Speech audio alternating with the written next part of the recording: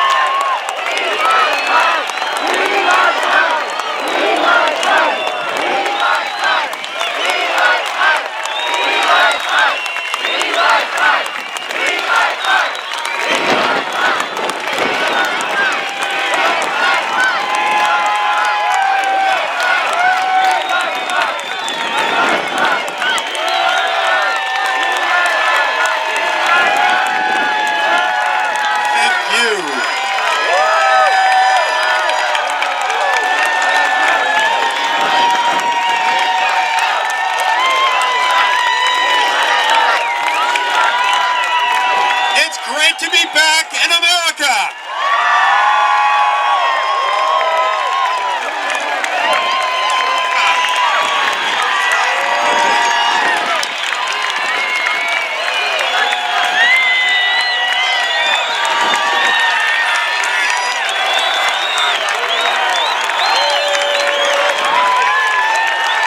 Thank you.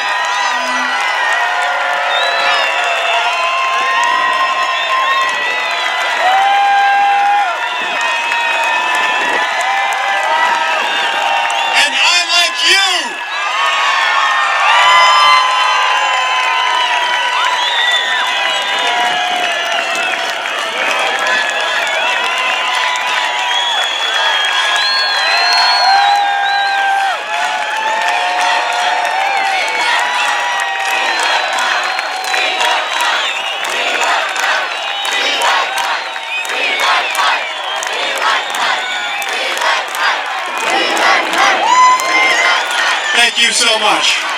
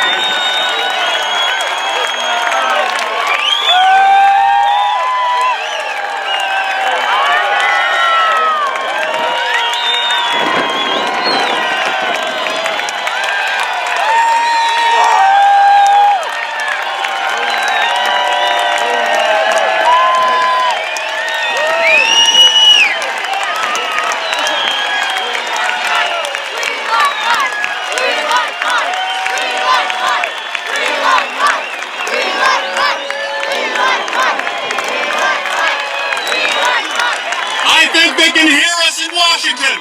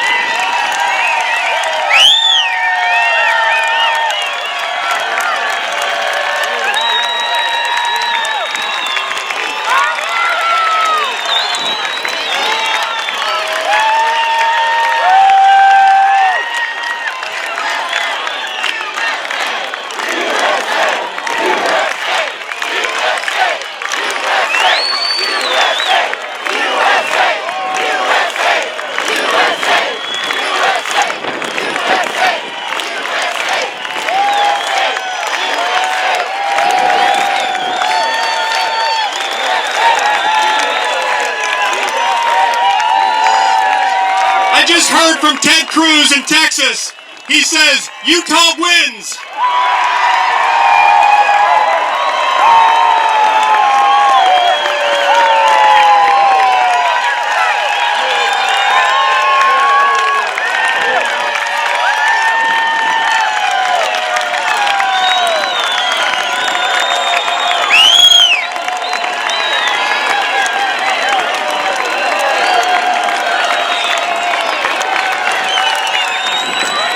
Thank you so much.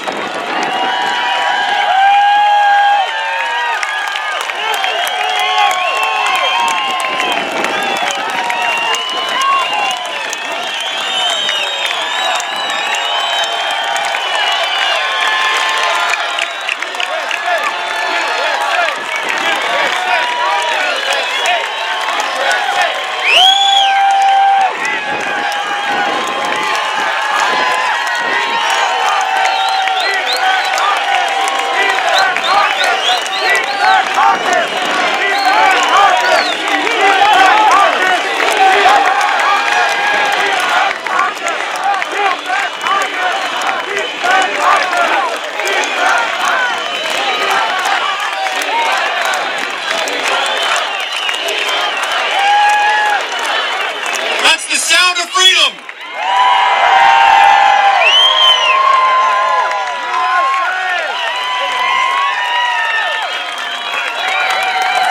You know, I don't hear that every day in Washington.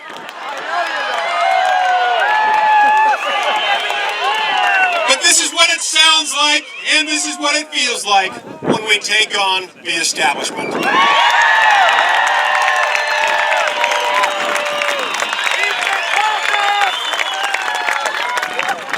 You know, there are a lot of people in this country who see there being a constant conflict between Democrats and Republicans, between liberals and conservatives, and there's some truth to that. But there's a lot more truth to the statement that there is a grand conflict between the Washington, D.C. political establishment and the American people. And we will stand with the people.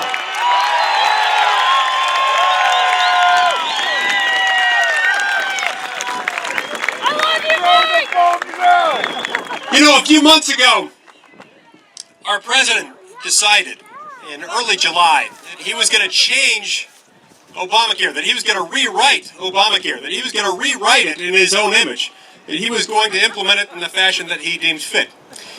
He said, you know, we're going to let big businesses off the hooks and not enforce the employer mandate, but we're still going to hold hardworking Americans to task. Does he have the power to do that? I didn't think so either. And it occurred to me, you know, there's just one way to stop this. We can't challenge him in court. There's not time. I'm not even sure that that would work. I mean, given the fact that the Supreme Court already rewrote Obamacare twice in order to save it. He said, but you know, there is one power that Congress has. One power that it still generally jealously guards. One power that James Madison recognized in Federalist 58 was one that Congress could use to keep the government intact, and that's the spending power. And I said, if President Obama's not going to follow the law, if he says the law is not ready to implement, we're not going to fund it.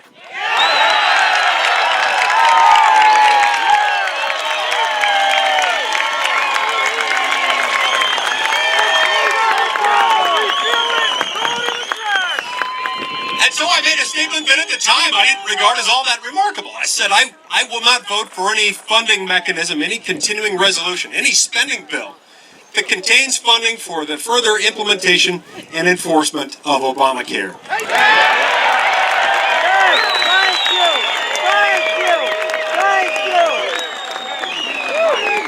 Now, some people criticized me for that.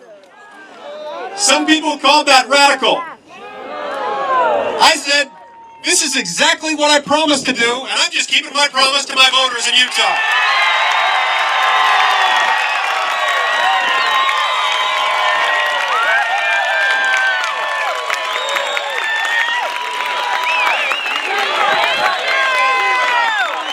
After all, isn't that what we're supposed to do, is keep the promises we make to voters?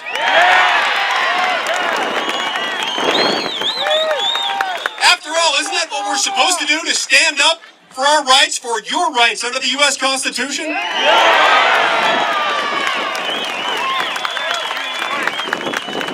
let me ask you a question. Do Washington, D.C. bureaucrats know how to make decisions for your health and that of your family? Are they in a better position to make those decisions than you are? No! Are we going to let them take over 1/6 of our nation's health care without sounding so much as a whimper? Then join with me in this effort. Join with me in our ongoing effort to restore constitutionally limited government, to make sure that we have government of the people, by the people, and for the people.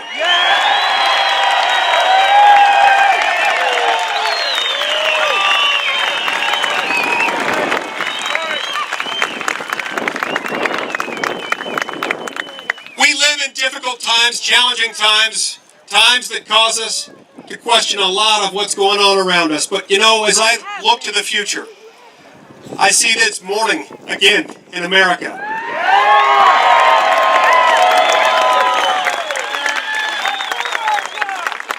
It's morning again in America because the American people are standing up and they're recognizing that this is their government. It does not belong to Washington. It belongs to us.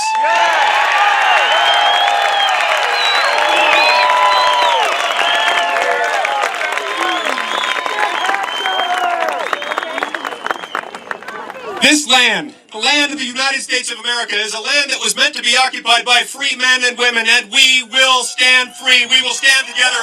We will defend each other's rights.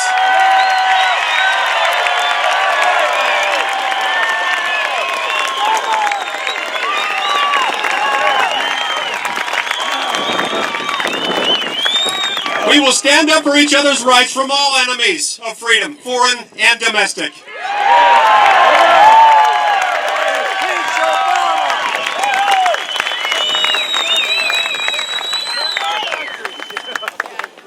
You know, we became a nation a couple hundred years ago. We became a nation at a time when we recognized that it was important for us to come together and recognize that our previous national government based in London was treating us oppressively. It was taxing us too much. It was regulating us too heavily. It was so distant from the people that it was far from them, and it was slow to respond to their needs. So we put together a limited purpose national government, one with just a few basic responsibilities. It'd be in charge of providing for our national defense, regulating trade or commerce between the states and with foreign nations, establishing a uniform system of weights and measures, protecting trademarks, copyrights, and patents, and just a few other basic things. By the way, was commandeering our nation's healthcare system on that list? So we started a protest effort that manifested itself on a large scale for the first time in 1773 in Boston. Boston, yeah, good fly over here. Let's salute those kids.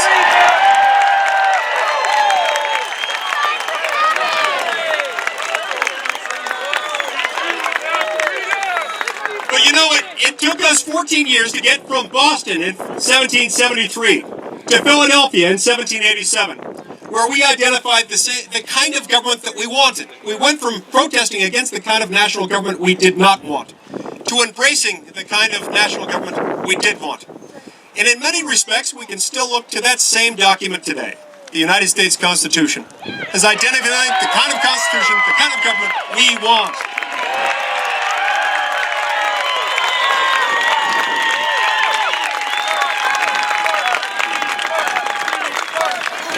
We understand that for more than 2 centuries, that document, written by the hands of wise men, raised up by the Almighty to protect freedom in America, is still intact, and we need to follow it.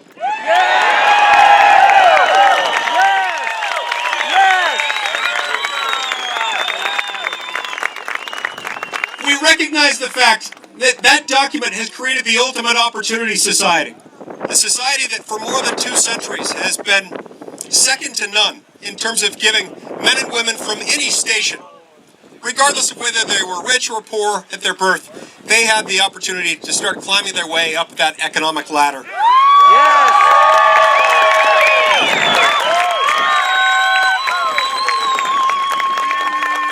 And what we've seen is that as more power is consolidated in Washington, as we neglect that document, climbing up that ladder of opportunity becomes more and more difficult.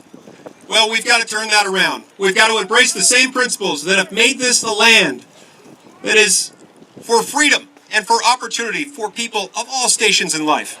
We've got to restore the prosperity that comes only through this opportunity society, this opportunity economy, that can exist only where we have a federal government that respects the right of the people to live free and to govern themselves at the most local level possible.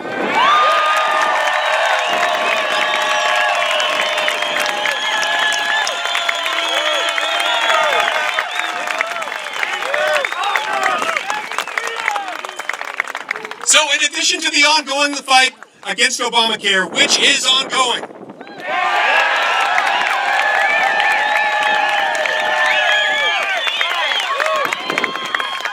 we're moving forward with a proactive agenda, a pro-growth, pro-opportunity agenda, one that will benefit people at every end of the economic spectrum, especially those at the bottom end of the economic ladder who are just trying to make their way up, and those in the middle who are in a precarious position and find themselves facing increasing uncertainty.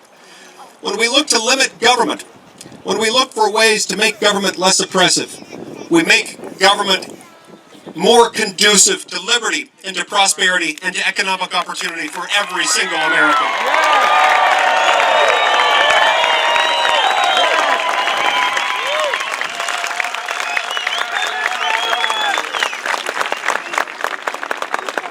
Now, this fight won't be easy. This effort, like every effort that's important, will never be easy. But I think we're up to the task, and when I look out at this crowd today, I know we're up to the task.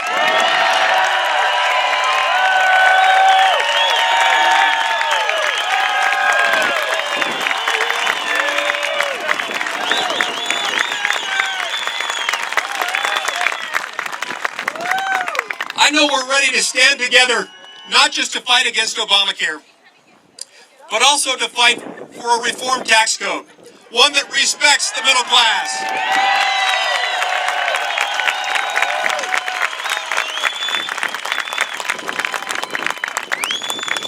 One that tries to correct against the unfair penalties imposed by hardworking families and parents.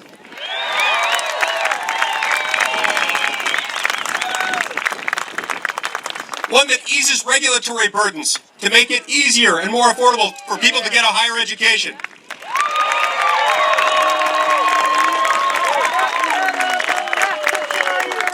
One that makes it more possible for your hard-earned tax dollars to be spent more locally so that they benefit you right here at home rather than somewhere else.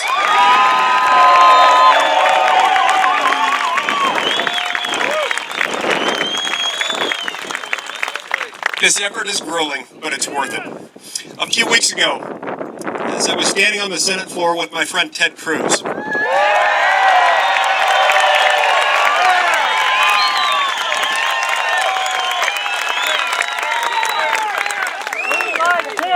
up until about 2 a.m. it was pretty easy because we found ourselves just having a great time. Everybody else left us by about 11 or 12 o'clock at night. By 2 a.m. we were getting a little hazy. And so I said, Ted, we're going to have to shake things up a little bit. We're going to have to spice it up a little bit. And so I pulled out my Constitution.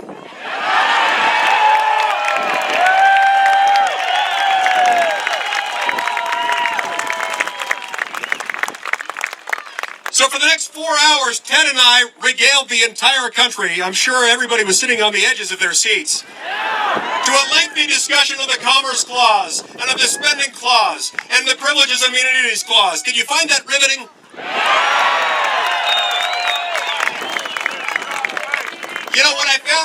What I found so amazing and so encouraging was that throughout the night I continued to get text messages and tweets from you, from people right here in Utah who are still awake. You stayed awake with us all night, and thank you.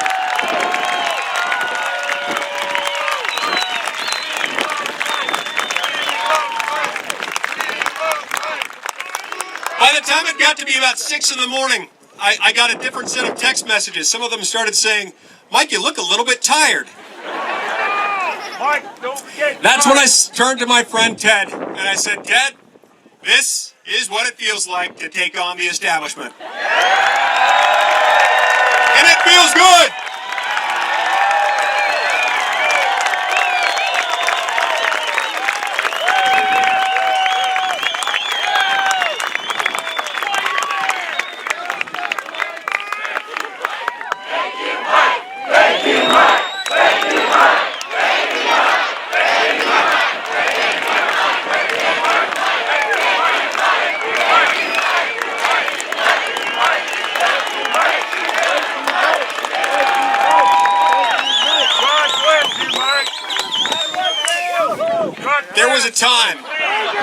There was a time not too long ago when the American people had only a few channels of information.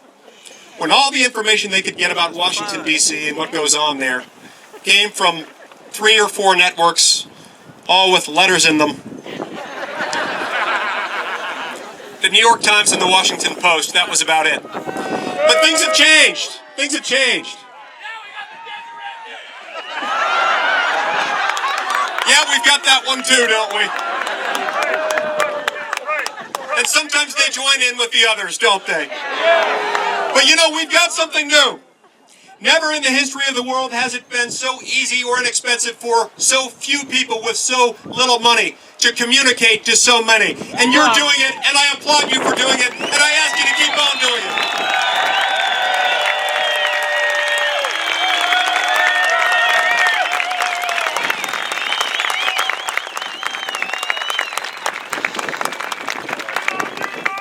Because when the Washington, D.C. establishment tries to team up with the media establishment and tell you how to vote, is that a good thing? No! We've got to remind ourselves that we decide. We decide, and we help our friends and our neighbors decide by sharing information. We do that online. We do that with Twitter and Facebook and YouTube. We do that by talking to our coworkers and our aunts and our uncles and our cousins. We have a lot of them in Utah. Anytime I see a gathering about this size in Washington, D.C., I tell my friends out there, this is just kind of like a family reunion back home. That is in a family with infertility problems. It'd be much bigger. We can do this. We can do it, but we've got to team together. We've got to create a national dialogue and a dialogue within the state. A dialogue that talks about the virtues of limited government, that explains to people that when government expands, it does so at the expense of the people. Which people? Well, especially at the expense of the poor and the middle class. Are we going to allow that to continue to happen? No! I ask you, how many more Americans will have to lose their jobs, or lose their health care, or have their wages cut, or their hours slashed before we do something to protect them from their own government. We've got to act now, and together we can. We can, and we must, and we will. And I invite all within the sound of my voice to join me in this effort, this noble effort, to restore constitutionally limited government. Together we will. Thank you very much. I love you. Thank you, Utah.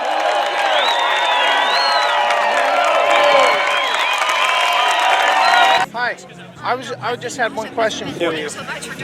What do you think about? I was hoping you'd mention something about the NSA. And Orrin Hatch thinks that the Utah data center is totally fine. What's your thought on the whole domestic spying and Edward Snowden requesting clemency? Yeah, the reason NSA was set up was to monitor foreign intelligence, not domestic. They shouldn't be doing any domestic surveillance. So, I'm sponsoring and co-sponsoring a number of bills, including a number of bipartisan measures, because there are Democrats who agree with us on this, to limit their actions, especially in the area of domestic surveillance. And Edward Snowden? Well, requesting clemency? Yeah, you know, that's Is that going to happen? I don't know. I don't know whether it'll happen or not. I'm not as familiar with exactly what he was accused of. I'm looking more at the policy moving forward. Whether or not he's granted clemency isn't up to me. So. Well, thank you. Thank you. Hello.